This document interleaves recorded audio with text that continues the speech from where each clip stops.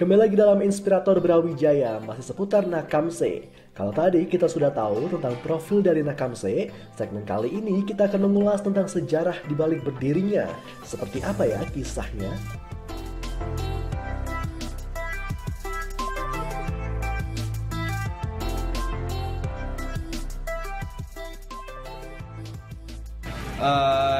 Pada intinya sih saya sama Adan ini mempunyai modal dan kita berdua sama-sama sepakat kalau untuk kita punya uang, kita nggak mau uangnya ini tuh dipakai untuk hal-hal yang nggak jelas. Intinya di situ awalnya.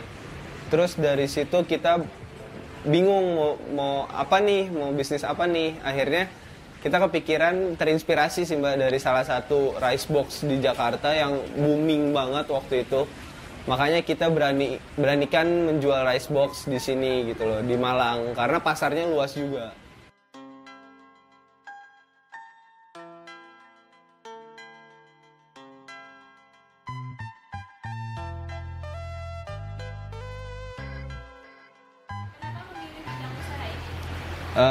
Karena makanan ya Mbak, siapa yang nggak cari makanan kayak gitu. Dan apalagi perputaran dari mahasiswanya sendiri di sini pun cukup menjanjikan, banyak mahasiswa yang keluar dan lebih banyak mahasiswa yang masuk. Apalagi segmentasi dari Nakamse ini mahasiswa. Memulai sebuah bisnis memang perlu tekad yang kuat dan juga aksi nyata. Begitulah kira-kira yang ada dalam pikiran seorang Fatir saat memulai bisnis ini. Dalam proses berdirinya Nakamse, pernah terjadi kegagalan atau tidak ya?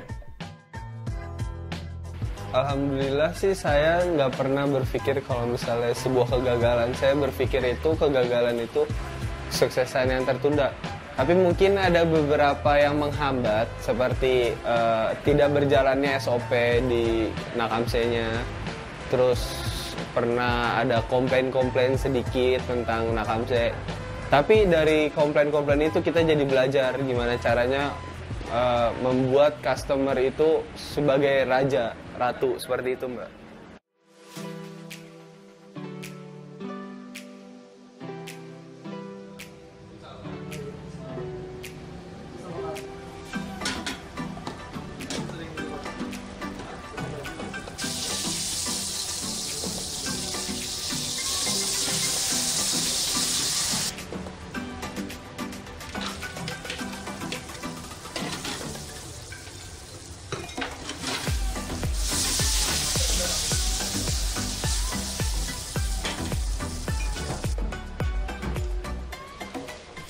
Kegagalan pasti dialami oleh siapapun karena hal ini merupakan bagian dari proses yang harus dilalui.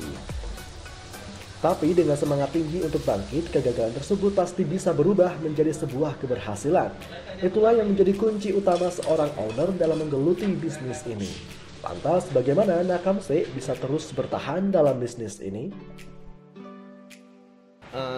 Tetap konsisten, tetap adain inovasi, tetap kita berpikir kalau misalnya customer itu tuh adalah raja, jadi nggak ada pemikiran untuk acuh nggak acuh sama customer, itu sih Mbak.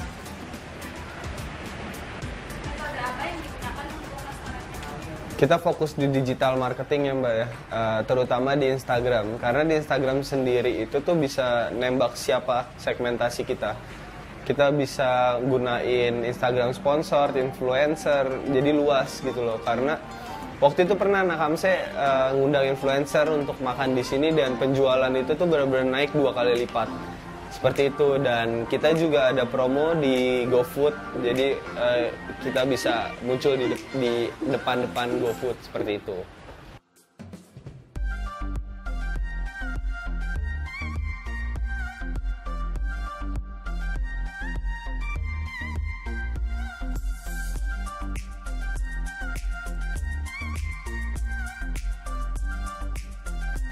Dulu aku pernah belajar bisnis F&B juga.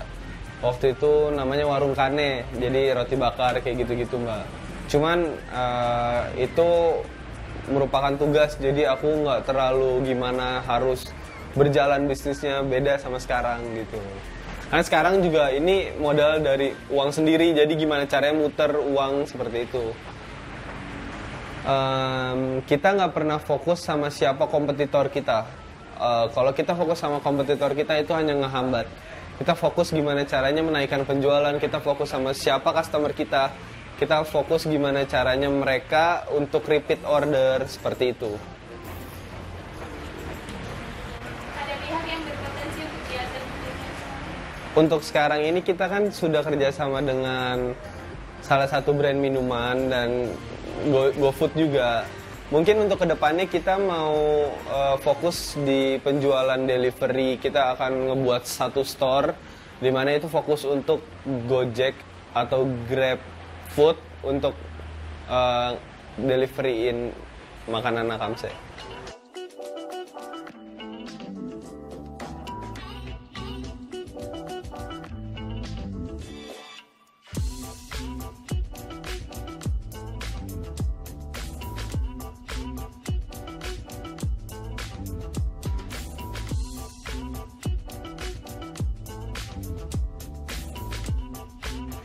Sosok paling berjasa tentunya orang tua ya, karena mereka selalu support apa yang saya mau, dan saya juga berterima kasih sama GoFood karena mereka membantu menjalankan usaha ini. Tentunya juga untuk para pegawai-pegawai yang mereka tidak pernah terlihat lelah, mereka selalu memberikan yang terbaik, mereka harus selalu mau belajar gimana caranya menjalankan usaha ini.